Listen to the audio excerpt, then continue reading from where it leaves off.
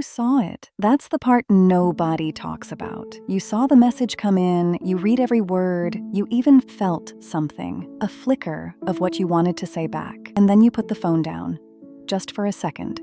Just until you had a moment to reply properly. And now it's Thursday. The message has been sitting there since Monday, glowing with that quiet little accusation, and every hour that passes makes it heavier, harder, more impossible to answer.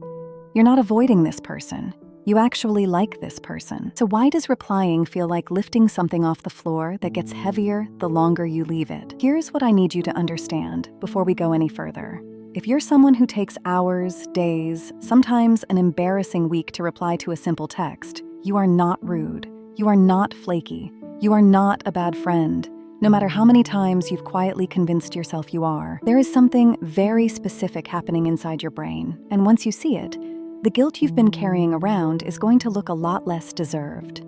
Stay with me, because this explains more about how your mind works than just your messages. Let's start with the moment the text arrives. Most people assume a reply is a small thing, a few taps, 10 seconds. But for your brain, an unanswered message isn't a small thing at all. It's an open loop.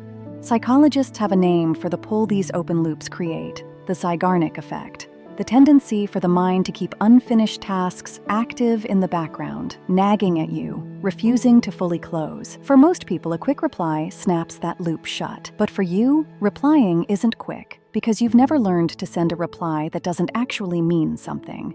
And that one difference changes everything. Think about what you do when you finally sit down to answer. You don't fire back the first words that show up. You draft. You read it in your head. You imagine how it'll land, whether the tone is right, whether it sounds warm enough or too much, whether you should match their energy or bring your own. You're not writing a text. You're composing one. And composing takes a resource your brain guards very carefully, something researchers call cognitive load, the mental bandwidth available to actually think. When your bandwidth is already full with work, with noise, with the 100 small fires of an ordinary day, your brain makes a quiet calculation. This reply deserves my full attention, and I don't have it right now, so I'll wait until I do. Except the moment with full attention never quite arrives. And here's where it gets interesting. That instinct to wait isn't laziness. It's a kind of respect you don't even realize you're paying. People who reply instantly to everything are often replying on autopilot, half present, thumbs moving before the thought lands. You can't do that. Something in you refuses to hand someone a hollow, automatic response. So you hold the message until you can be fully there for it. The cruel irony is that the person on the other end can't see any of that care. All they see is silence. And so the very thing that comes from taking them seriously gets read as not caring at all. Now let's talk about the part that's a little harder to admit, because it's more personal than most people want to say out loud. For a lot of chronic, slow repliers, the delay has a second engine underneath it, and that engine is anxiety. Not anxiety about the person, anxiety about getting it right. The longer a message sits unanswered, the bigger it grows in your mind. A simple, "How are you doing?" becomes a thing you owe, a debt with interest. And now you can't just reply casually, because too much time has passed for casual. You feel like the reply has to be good enough to justify how long you took. So you wait for the perfect words, which means you wait longer, which makes the debt bigger, which makes the reply feel even more impossible.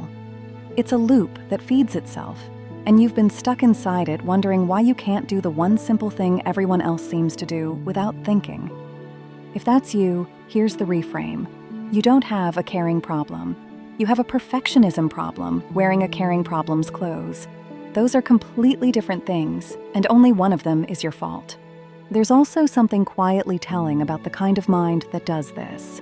People who delay replies tend to be deeply associative thinkers. When a message comes in, your brain doesn't just register the words. It lights up with everything around them. You read a text from an old friend, and suddenly you're thinking about the last time you saw them, the conversation you meant to finish, the thing you wanted to ask, the joke you've been saving. A reply isn't a single action to you. It's a doorway into a whole landscape, and stepping through it properly takes more than a spare 10 seconds between meetings. So you wait for the doorway to be worth walking through. The people who fire back instantly aren't walking through any doorway. They're just answering the door. And this is the part most slow repliers never give themselves credit for. The message you left unanswered for 3 days. You thought about that person during those 3 days, probably more than once. You composed half a reply in the shower. You remembered something you wanted to tell them while you were driving. They were in your head far more than the people you answered instantly and then forgot about entirely. The silence on the screen was never absence. It was the opposite. It was a conversation you were having with them quietly, on your own, where they couldn't see it. That's the thing about reply speed that almost everyone gets backwards. We treat a fast reply as proof of caring and a slow one as proof of indifference. But speed only measures availability. It was never measuring love or attention or how much someone matters to you. Some of the people who take the longest to write back are carrying the people they care about around with them all day, turning the words over, waiting for a version of themselves that's present enough to do the moment justice. So the next time a message has been sitting there for days and that familiar guilt starts to rise, I want you to remember what the delay actually is. It isn't you forgetting someone. It's you refusing to give them less than your full attention. The reply was never the hard part. The caring was always there. It just doesn't always travel at the speed of a notification. If this hit a little too close to home, you're going to recognize yourself in the next one too. Why the people who overthink every conversation before it happens are running something far more powerful in their heads than anyone realizes. Tap it, and I'll see you there.